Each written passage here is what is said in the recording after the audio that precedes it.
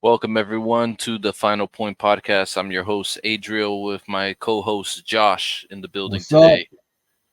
Today we have a top 8 burning questions going around the NBA. This episode is going to be some big franchise burning questions that have been going around lately in the talk spaces. So we're Hey, going to go through them. um, I thought you were gonna say this episode is brought to you by.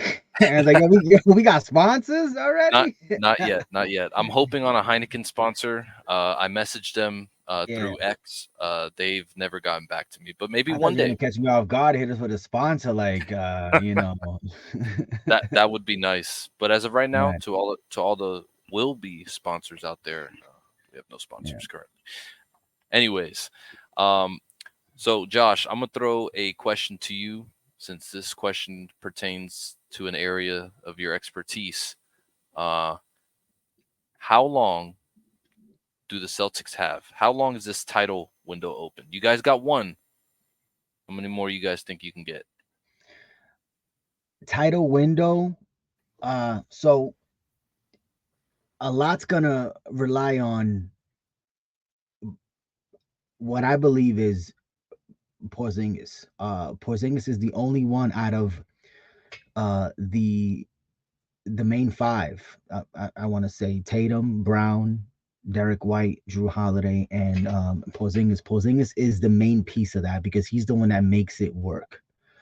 So he's only on contract for 2 years, and I mean we don't even know with his injury situation. So the the title window kind of depends on Porzingis. I would hate to say it because just of how good the league is getting, we need a piece like Porzingis, and I don't think there's anything out there like him that we're able to have with the contracts that we have and with the salary cap situation. We're not going to be able to get this special combination of players again. It's I don't think if we don't have Porzingis throughout the whole season, I don't think the Celtics are as good as they were. I think he changed a lot of the dynamic on how teams approach the Celtics. They weren't really guardable this season, and it was because of Porzingis. We've seen what the Boston Celtics look like when teams are pressuring them and everyone's guarding them and they match up well. They don't really do too well, so they kind of turn to ISO. But listen, maybe I'm wrong, but I'd say maybe 3 more years, because even if something happens to Porzingis, I think that maybe Ainge, not Ainge, maybe Brad Stevens figures it out, and you can always add pieces to that Tatum and Brown duo. And they got Drew Holiday for the next 4 years, but I mean, what is he going to look like in his third year? I mean, he's Yeah. getting up there. So D White's locked in for another couple years too.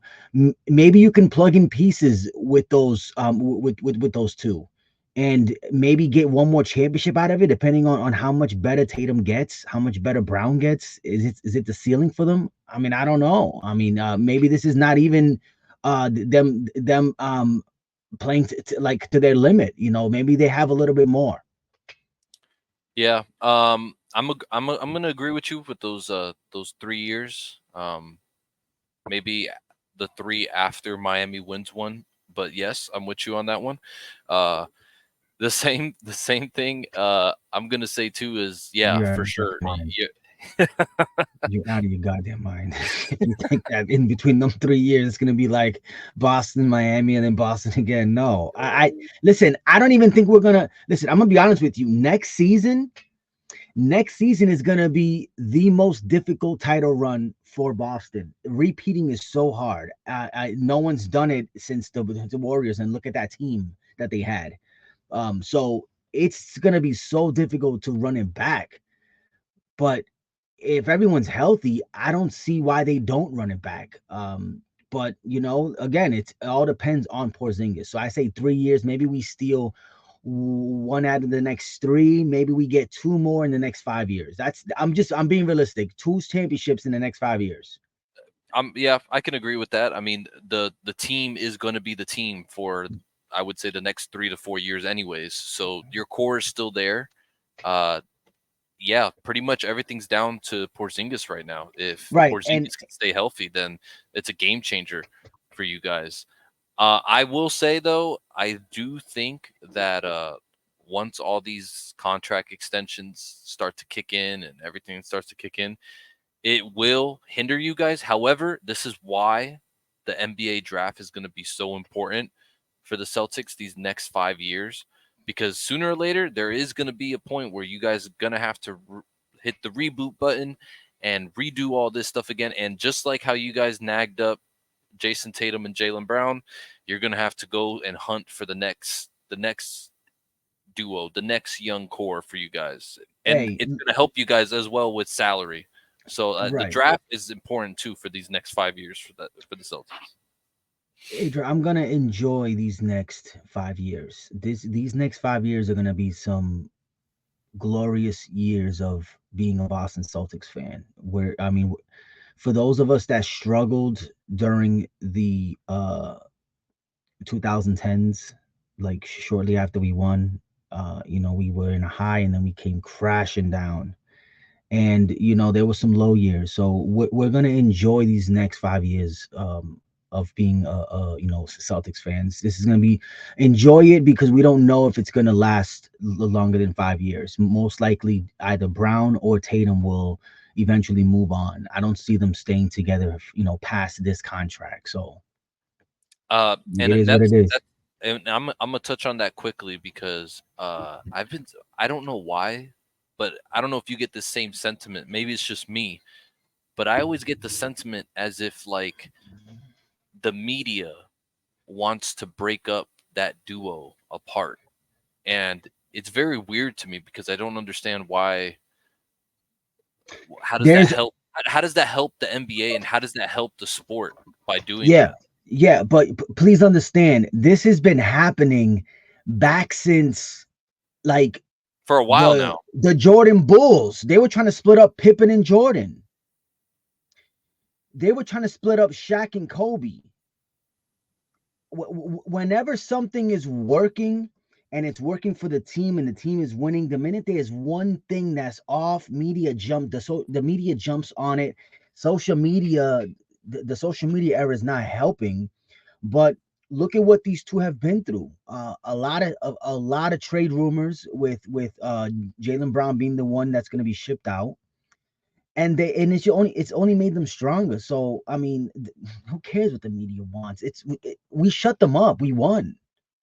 I mean, we won. So Yeah, so that should be done with. The whole we very should trade definitive. one of them is that's done. And Jalen Ha- got the MVPs. Yeah, So it's go have those conversations about other duos because our duo just fucking won. So put some respect on our name. Not you, but the people you know on fucking Twitter X, whatever the hell it is. All I of just see them. it around. I always see it floating It's around always all like the that, time. Like right? just recently with the Tatum and Team USA with the media asking him if he's talked to Jalen about it or any like for It's what never gonna reason end. would he need yeah, for what reason he would Right, have to pick up the phone and call Jalen Brown and ask him about how he feel about not getting picked and it's just like nitpicking for drama's sakes and clickbaiting and I just don't understand the drama aspect of it. I don't think I ever will. But it right, does seem to annoy me after a while. And that's me, and that's a Heat fan saying this, but it does annoy me because they right, do the same as well with Jimmy and Bam. I have to hear it all the time how both of them hate each other apparently and don't like to play with each other. But it's pretty clear they do like to play with each other. So it, I don't get it. I don't get it. R- real quick on that whole point with you mentioned Jalen Brown in the USA team. First of all, it was so much going on online about people saying why not Kyrie. So I can think of so many players over Derek White. This one guy went all in on his comment going for Jalen Brunson. Let me explain to you, idiots, how basketball works. All right, it is a team sport. For them to add another scorer to that mix of scorers that they already have would make no fucking sense. They needed someone like a Swiss Army knife that can do other things. Devin Booker, Steph Curry, and Edwards, they can score all on their own. Kevin Durant, I mean, just we have enough scores. We didn't need to add Jalen Brown to that mix. You fucking morons. I mean, some people they just fucking say shit just to say it. It's like, yo, shut up. Well, people just want like an all-star team almost. Like they It just is. It is an all star and team. yeah, It's crazy, it right? already is an all-star team, but people just want a all-star team with only all-stars on it, and It gotta work. It yeah, has to work still. All right. you got to fill the holes, man. You got to fill the Right. holes. So moving on, let's move on to our next topic. Let's talk about this one. Now, this I've been hearing this certain question: does Booker, Beal, and the Durant trio work? And I'm gonna give you my thoughts really quick on this because I remember when they went after Beal, the whole trade clause thing. At first, I remember being like, "Man, Beal to the Suns. This sounds pretty good." However, after leading up to the season, I kind of started to think availability, age, and fit. Yeah. And what we've seen so far from the Suns is that the age, the availability, and the fit does not help this team. I don't know how they and the worst part about it is that they went all in. They cashed out with this trio. I honestly can tell you I don't think this trio will work. I think this is going to hurt the Suns majorly. They have committed very hard to all three of these three players, and still I feel like they lack perimeter defense, they lack bench scoring, and the chemistry is just not there. Now, who's to say that this year it doesn't get better? But even if it does get better, I don't see Beal's availability getting any better from what it's been from last season and the season before uh, for this trio to work. I don't see it. I just don't see it. I don't think it's going to work, and I think it's just going to end in a Durant trade within the next year or so. What do you think? This is it's it's a sad situation, and maybe the word sad is just kind of, maybe the wrong word, but I'm thinking more of the Phoenix Suns fan base and that new owner. The new owner should have been the new owner of like the Knicks, or like another franchise, because he just wants to win. And you feel bad for franchises like that, that just the owner comes in and actually wants to spend money. When you got franchises like, like the Bulls, that don't want to spend no money, and they got, a huge fan base, a loyal fan base here in Chicago, and that's what they're doing right now. They're not spending no money.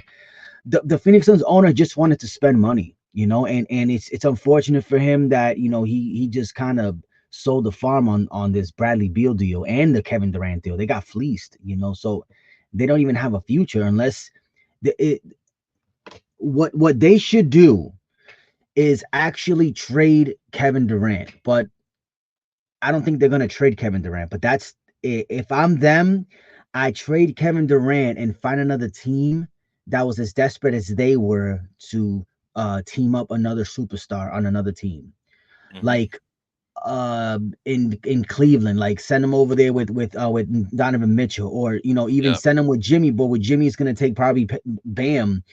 But it's you got to ship him out and get assets back, because what you should have did was not trade for Durant, not trade for Beal, and just try to build around around Devin Booker for the next 2-3 years. Because I believe Devin Booker on the right team can win you a championship. It's just I mean, you saw what Devin Booker did with when you had the perfectly constructed 2021 Suns. That was a yeah, perfectly constructed team. You had a quintessential point guard. You had D Book with the keys to the car, and then you had complementary players like Bridges and um other pieces like that. It just worked for them, and just trio is not gonna work. It just pl- playing style. Bradley Beal is not gonna play to his contract, as good as he's getting paid. He's just not that guy anymore. I don't know what happened to him, but I don't see him being that guy anymore. Unless he turns into Bradley Beal from the Washington Wizards when he signed that contract, then maybe, like, I mean, maybe they could do something. But winning a championship, they need so many more pieces. It's not working. I just don't. Yeah, I just don't see. And like I said, No. their bench, they don't really have a good bench. And when you put their bench with other benches in the West, they don't really have it. And not only that, Beal is getting older. Honestly, I'm not entirely sure about this, but I don't know how that no trade clause thing works. If he still Mhm. has that, He because if does. so, It there you it go. goes from team to team. Whoever trades for him and that contract is still active, that it's on the contract. So there you go. He could they literally cashed out with him, and he can just walk, and they get nothing at the end of this. Yeah. And this could also happen with Durant. So this could happen with both of them, Beal and Durant. Durant can just leave once his contract's over, and they get nothing. And Beal can just straight up leave too and walk out to the sunset and get paid somewhere like the Detroit Pistons or whatever it takes, finish his career off because we don't. Like I said, I don't think his availability is going to get any better, No. and It doesn't seem like he has it anymore. I don't think he's going to just be a six man on the bench. Who, Beal? Yeah, Let me explain to you how this works. When you're getting it's not paid an absurd amount of money, the owners exactly, do not want you to sit. They're like, yo, you got to exactly. fucking play him. But he's 0 for 8. So what? We're paying him. You got to play him. Yep. So Bill's not going to sit. Bill's either going to play good or he's going to fuck them over and just play like shit. And right now, I think he's going to fuck them over. I don't think he's not playing. Yo, I looked at a list of the most paid players in the NBA right now, and Bradley Beal's like third. It's like, yo, that list just looks so fucking weird when you see. He's like, what the fuck is Bradley Beal doing on there? It's like, man, he fucked them. He really did rob the Wizards, man. And not only that, if you've been watching D Book play in Team USA lately, you could just see the difference. His He's game, so good, man. With the right pieces, D yeah, Booker is so he's good, man. and just and I now the D Book and Durant duo, I like that duo, But but it's I don't but know, when you man. inject this third scorer into the mix, who's a perimeter player and needs to have the ball in his hands, this is when this is when it gets all messed up. I feel for the chemistry wise of the team. So I don't think this trio will work or ever work. And I think unfortunately for Suns fans, this is going to end in heartbreak. And you know what? I'm gonna say this. I feel bad, like you said, for the Suns fans because they had opportunities. They made it to the finals and they were very close. And ever since that moment, it has just been downhill, downhill, downhill, downhill. And they have the talent, they have the players. So it's just super unfortunate. But unfortunately, this is the NBA, and this is how things work sometimes with some teams and franchises. Yeah, no, this is gonna be the last big three that we see in the NBA. I think teams are realizing now that that's just not the way to go. Yeah, Maybe a big two, and maybe with an additional small two, like how the Celtics got going on. Maybe something like that would work. But then again, you have to have all the other pieces that fit, and they just don't have other pieces to go with. Though big, if Durant arrived too late. Had Durant come in 2021 when it oh yeah, was that would have been game when it was CP, Booker, Bridges, and Aiton, you put Durant in there, it's game over. They're winning it. over. But that's what I'm saying. You have to catch like kind of lightning in a bottle with some of these things. And sometimes what happens is you get these teams that they get a little success and then they try to like ride it out, and then it just doesn't Yep, work. yep, And they panicked and they kind of, well, CP3 didn't help. He was aging and getting injured, but they had the perfect team, man, and they just it ended up kind of crashing, and it just didn't work out. But that was a good 1 year team, and Durant just got there too late. and now that you say that, wouldn't it be a better fit to have CP instead of Beal? 100%. Yeah, I don't know And why they at got rid this of CP. He should have stayed there. and at this age too. Yeah, he should have just stayed there. Yeah, No, no, it's unfortunate. they like bailed on that whole Booker and CP thing too early. I mean, I think CP even coming off the bench would have Yeah, been good just good to have call. on that team. You know what I Mhm. mean? So yeah, It will is the what it trio is. work? No, it's not gonna work. All right, moving on to our next question. A question here that hurts me the most, but is this Jimmy's last year? I'm gonna quickly say I'm 60-40. It is his last year. 60% as in it could be, 40 that it won't be. Now, the only reason I even sit on this ratio is because D Wade left.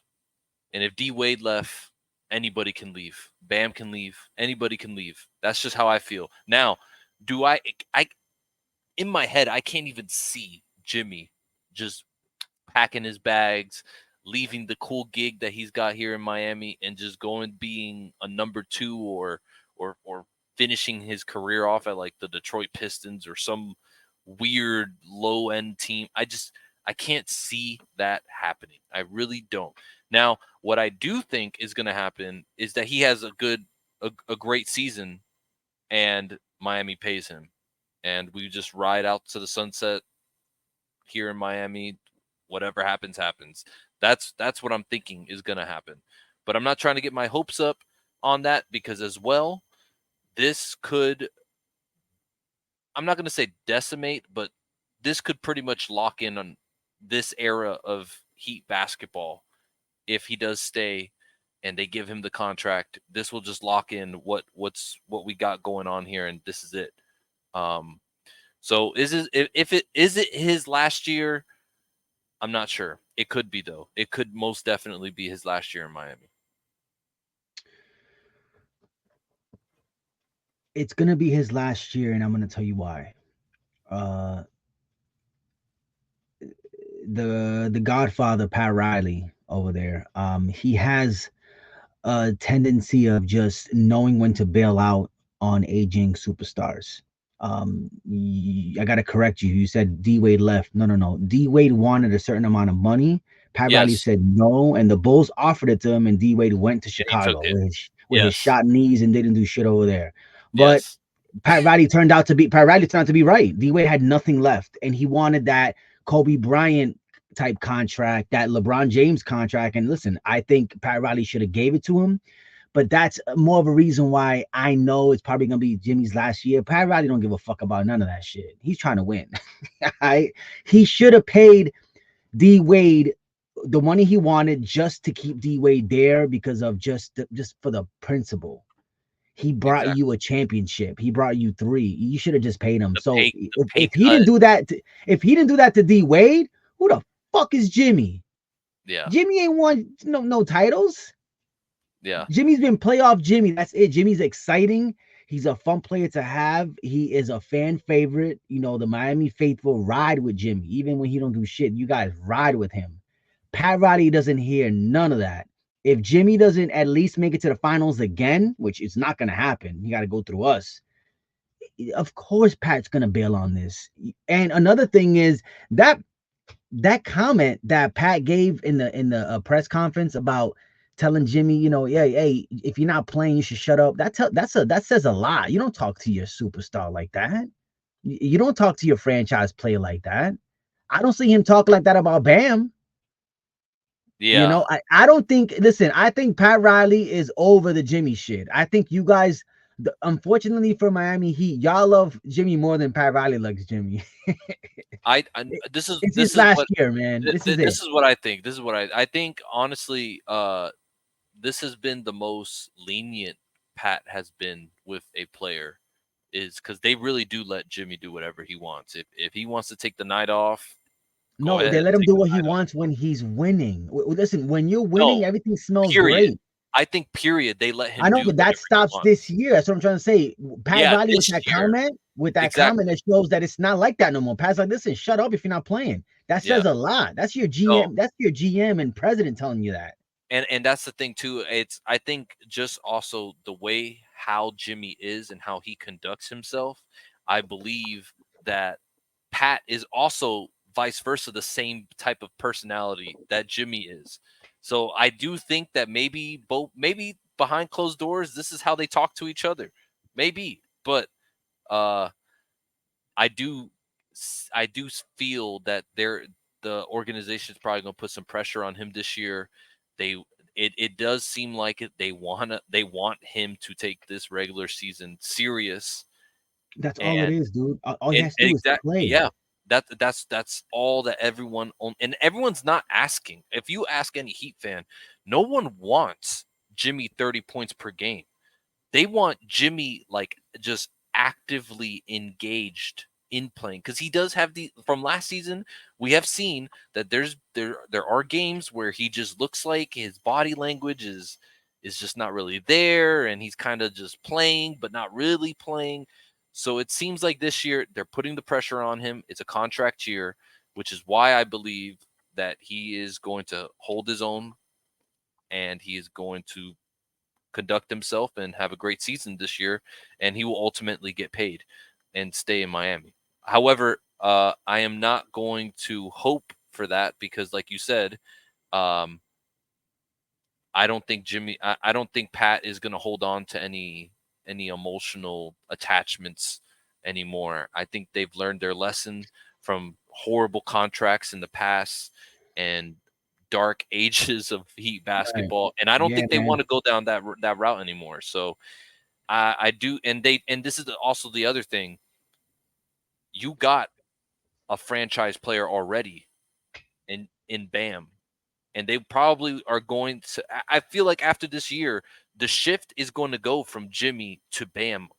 What fits Bam, No, not no. I what think fits Jimmy. this season is when it happens. Yeah, I think there's going to be a gigantic pivot towards more focused on Bam, and that's their franchise player. So I see that happening, at least for the Heat. Um, let's move on now to our next topic, the Milwaukee Bucks. Man, what's different? What has changed with the Bucks from last year and this year? I mean, there are some some noticeable ones we've been talking about lately. I don't think anything's changed, man. They're relying on Damian Lillard and Giannis to be both Thanasis. healthy. Yeah, but I mean, yeah, yeah, that's the key piece here. That's the X factor, is Thanasis. But they just want them to be healthy. Giannis and Dame. If they're not healthy, man, this team doesn't go. And I don't know if anything changes, man. I mean, if Giannis has another crazy MVP year, Dame goes off, which I'm assuming Dame's about to go off. Dame hasn't won an MVP yet, and I don't think it's gonna be tough to win one with Giannis there because Giannis does so much. But Dame got to have a crazy year, and Giannis got to have a crazy year, and all the pieces gotta gotta fit in well, and maybe they can make a deep run, but challenge the Celtics. I just think we're too deep. They only have Giannis and Dame, and Middleton is not really shown that he's the player he was. So I don't think anything's changed. I see them seeding third and being a second round exit. This I will say that the Bucks are kind of weird.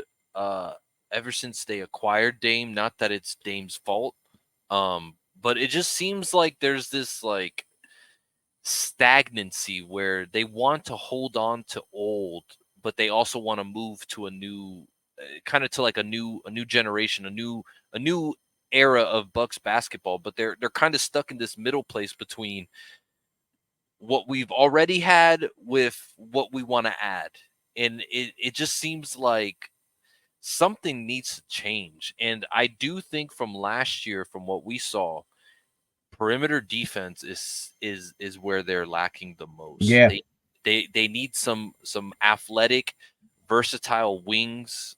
They need something. It seems like they are still maybe a one to two pieces away from actually contending. Granted, they will be a formidable playoff opponent and an Eastern Conference opponent as well, because and I do believe that Dame will have a better year. Also, last year, Dame had the whole offseason drama. He had personal drama. It also didn't look like he was well conditioned either. yeah. Um, So I believe this year he will have a more solid, more focused regular season at least. And honestly, he doesn't even really have to go off. All he has to do for this team to win is play his role, be that scoring point guard, help guys get into positions, help Giannis get into position, and knock down big shots from three. I mean, he honestly can alleviate a lot of the team's issues if he could just play his role to the T. Um, but I do feel like the Bucks need to make a move at some point in the season, whether that's when the season starts or midway through the season. But they need to make a move. Is what I do believe. They are missing a piece. Oh, I think I lost you there. Oh, I almost Oh lost you. yeah, Yeah. If I think they're gonna see how this first half of the season plays out for them. If Middleton is healthy, I want to see more of that Dame and Middleton pick and pop because it wouldn't work so much with Giannis because Giannis' shot is so inconsistent, but it may work with Middleton. If Middleton can get back to the old Middleton, which now it's kind of like a year off of his injury, maybe he kind of gets back into how the player he used to be. That hmm pick and pop with him and Dame could be deadly because Middleton used to be a sniper from out there, and yeah, then he had that mid range game going. So the mid if range. if they get into that and that actually works for them, then they're a little more, versatile as opposed to just being a 1-2 punch, which is what they were. And teams were shutting them out, and it's frustrating to get blown out in some games and lose some of the games that they lost. I know Dame was frustrated. So this season, I think they run it back with the team they have, see if everyone's healthy, and roll the dice and see where they land. I think if they're struggling by trade deadline, I think they make a move, like a big move, if there's one to Yeah, be made. yeah. And Brook is also I believe a free agent this year or a restricted free agent. Yeah. And he's been aging, and last year he didn't really have that great of a year. So I do feel like maybe they'd go for a backup five, maybe, but who knows? Um, let's move on to the next topic. Is Wemby already a top 10 player? I'm a flat out say no. No, no. Wemby is Wemby is not a top 10 player, but we all know he's getting there. You see, so there's players where you say, "Hey, is he top 10? Can he ever be top 10?" Without a doubt, Wemby will be top 1, top 2, or top 3 players in the NBA in the next 5 years. He's going to be either 3, 2, or 1 because he's just getting started. He's getting comfortable with the speed of the game, realizing that he's probably better than most players on the court on any given game. And it's just that confidence. Wemby's getting confidence, and this Olympics is going to help him out. He's going against the best players in the world. Uh, I expect to see a different Wemby come second season. Probably something we've never seen before. With the likes of like LeBron James, his sophomore season, something like that is where it's gonna be like, whoa, this guy is fucking good, and he's just figuring I think he's realizing now that he's taller than everybody, and he can do a lot of things in the court that no one can stop. I think this is gonna be Wemby's year. Yeah, Not top 10 yet though. Not top 10. yeah, that's I'm in the exact same boat as you. Like I can already see it, man. I see this Yeah. guy dominating in the next Step couple back of years. threes in the Olympics. I'm like, what the fuck? Yeah, and I think what makes him even more scary is that the dude is mobile. He is so athletic, and he is a two-way. He'll make steals. He will hound on defense at times. Is he the best defensive player? No, that's not what I'm saying. But I for a big in that position to be moving and making the plays that he makes, man, he is impressive. Yeah. And I'm with you. Not only is he gaining confidence, he is learning at a crazy speed. He is like if he doesn't have a great game, the next game is followed by an amazing game by him. He Right. automatically can tell what he did wrong and fixed it from that point on. Um, Not only that, he's in a great organization. The Spurs and their developmental camp is great.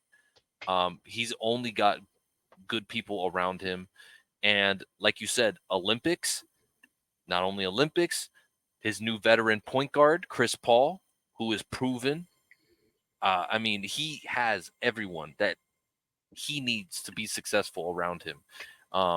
And I do think we're in treat for a big jump for him this upcoming season and Olympics run that is coming up for him right now. The guy is scary. I am honestly scared of him because he's a beast, and with his size, really to me, what drives me crazy is the athleticism. It's crazy. It's Yeah, it, it's for sure. I'm not sure if it's 2 years from now because Ant Edwards is so good, and we have players like Tatum still in the league, and Luka is being as good as he is, and Jokic, but maybe 4 or 5 years from now, it could be the Wemby era. Like the mhm, Wemby era can go like probably 5, 6 years if this guy's not injured. If yeah, injuries don't play a part in this guy's growth, um, I think we can see like a 4 or 5 year span where like people players want to play with him, and Wemby's good for like 3 or 4 or 5 titles, maybe even 2 titles, like a back to back. If the team he has around him is set yeah, and it works, like a Denver Nuggets sort of deal with Jokic, before they started trading off pieces and not signing players. But that team around Jokic was just perfect, hmm and they're gonna get a perfect team around Wemby at some point, and that's when yeah. the league is on notice because And he's just probably gonna dominate for like 3 or 4 years. and with their additions, I mean, the Spurs made this year, Yeah, their I draft, like him. yeah, their Right, draft pick, Chris Paul. I mean, the team that they had already from last year was pretty decent for a bunch of and they're adding this to them. exactly, exactly. So I feel like feel like he has a pretty good. His career is pretty much set from here. And like you said, the biggest question is going to be the injuries. Is as long as he doesn't As get long as he injury stays plagued, healthy, man. Yep. yep, he will be good. He's gonna be good, man. So Wemby, I'm a fan, but you're not a top 10 player. At least not yet. Next up, and this is a question we've kind of touched upon a couple times on the podcast. But funny enough, I just recently saw a video of Clay working out, and it didn't look that good. But it's just workouts, whatever. But how much does Clay have left, realistically? Listen, with this move to Dallas, he may have extended his career. Let me explain to you why. I was hoping he didn't go to a team that was going to be relying on Clay to be like, number two, like a number two scorer with a heavy scoring load. This is a perfect situation for Clay. We all know Luka likes the ball in his hands. We know Kyrie likes the ball in his hands. Clay just gotta be Clay and Backdoor just cuts. be ready to go. You gotta be ready to shoot. And I hope that Clay finds his shot again because he never lost it. He just gotta get back in rhythm. If Clay gets back in rhythm on this Dallas team, he's exactly what they're exactly what he needed. He's exactly what they needed. This may be a match made in heaven because he's not gonna have to, and we know Clay don't like to dribble. He's not gonna have to dribble that much. Yep. It's basically catch and shoot with Luka. And if Clay gets hot, now you gotta start throwing doubles at him. Dallas becomes a very, very tough team to defend with Kyrie and Luka already being the scoring force that they are. You add in a Clay that gets hot and can't be left open. You gotta throw doubles at him. I don't know, man. Clay may have a good 2 to 3 years left in him. If his knees hold up and he stays in shape, Yep. maybe 15, 16 points a game.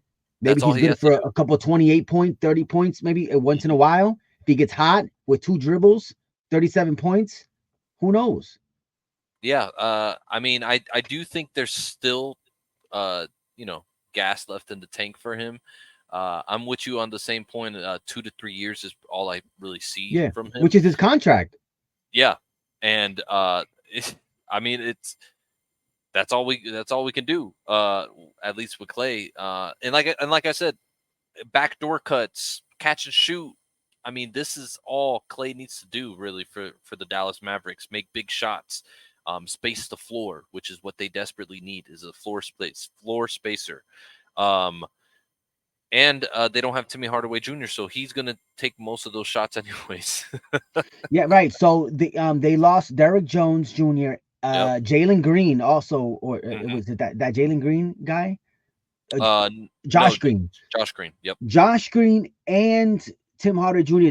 Those are a lot of shots that have to be replaced. And if I'm Dallas, um, I like the fact that Klay Thompson's going to be taking those shots Yeah. because he's a streaky shooter and he's going to get the opportunity to shoot. Kyrie and Luca, garner a lot of attention. So Clay's going to be open. Clay Yes. will be open. Will he hit them? We don't know. To be continued on this.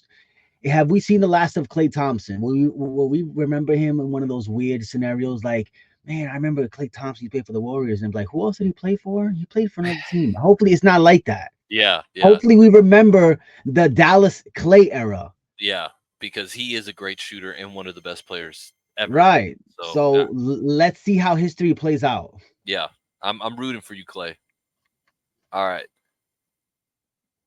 the Thunder. Who I know this is a weird question, but I have seen it, around. Honestly, I don't. I think the Thunder are one of those teams that don't really have a second star per se. I guess you can say it's Chet, but to me personally, they are just a very well-rounded team.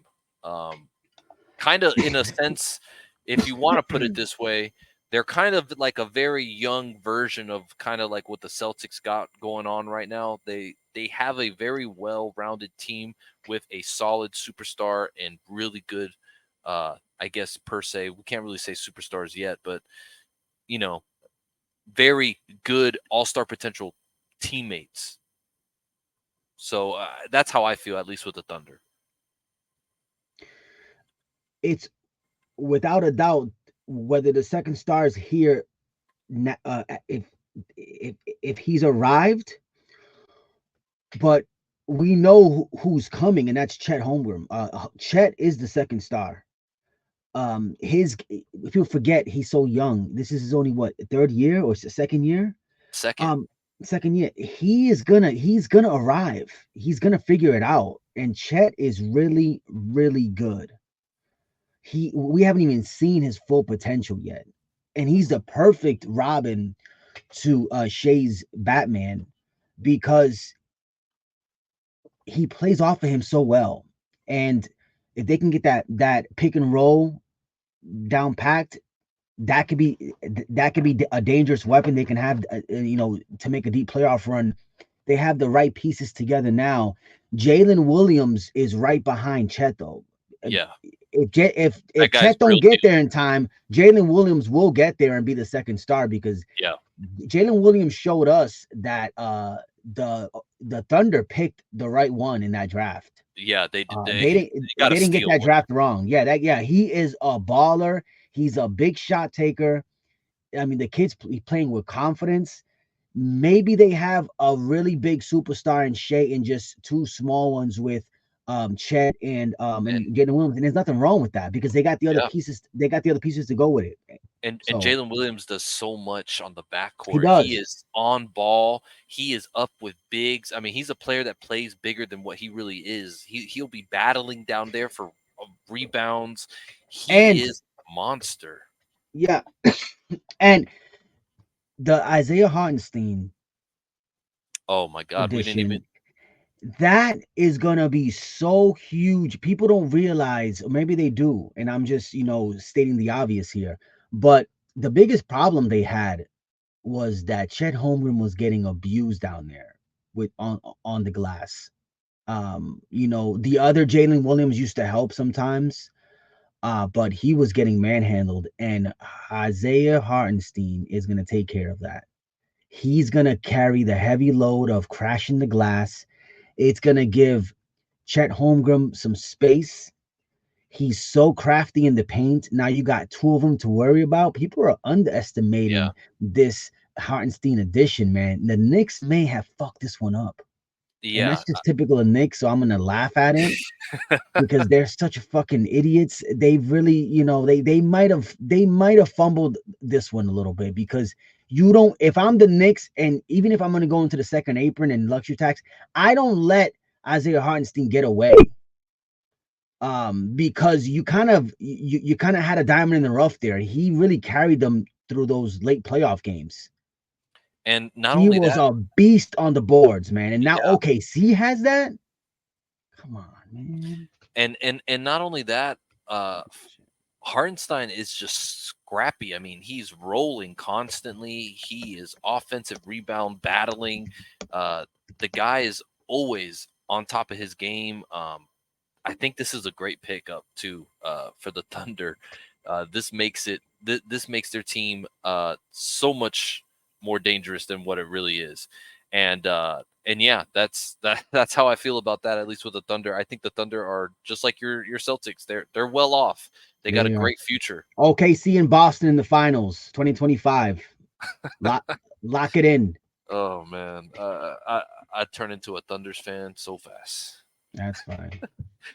All right, guys. Bring them Thank on. Thank you for joining us for the Final Point podcast. Yes, That's all we sir. have for today. We will be having an episode for you hopefully by Saturday or Sunday. Um, and we'll be glad to see you guys then. Take care and have a great night. Stay safe, everyone. Peace.